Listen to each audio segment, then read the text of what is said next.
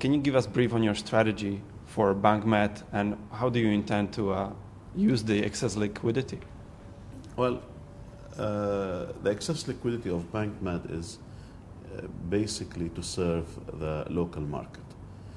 There's many opportunities, whether on the corporate side or the retail side. We grew the bank in the past 5 years come back to almost number 4 in the country, compared to being number 12 in 2005.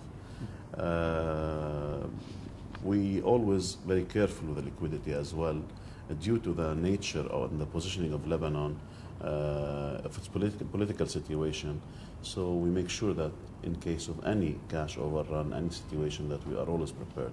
And this is the policy of all the banks in Lebanon, and this policy works.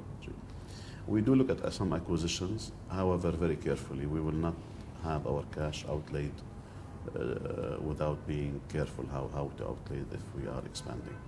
Today we are in the good position where we could go to a second stage. We're thinking of many alternatives. My aim is to enlarge the equity. Our equity has doubled since 2005.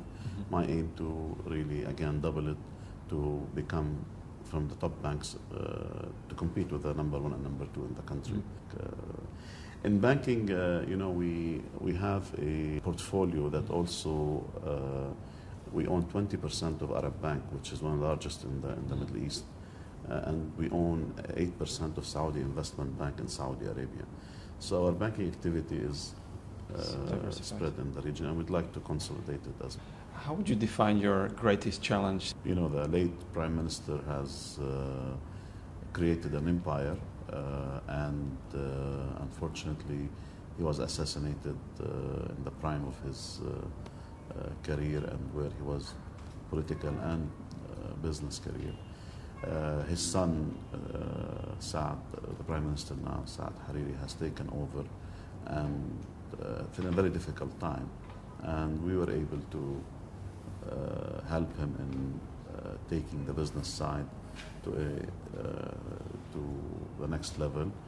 I believe we succeeded. We always think what's the next step in order to optimize this business. We believe in people business. The group is not based only on profit base. The culture is how to employ and open opportunities for people, because we believe the more opportunities offered to people, the less poverty you have, the less problem you have, the less terrorism you have, is by giving a chance, not donations. We believe in education as well, which we put a number of students every year through university and schools, and this is how we look at it.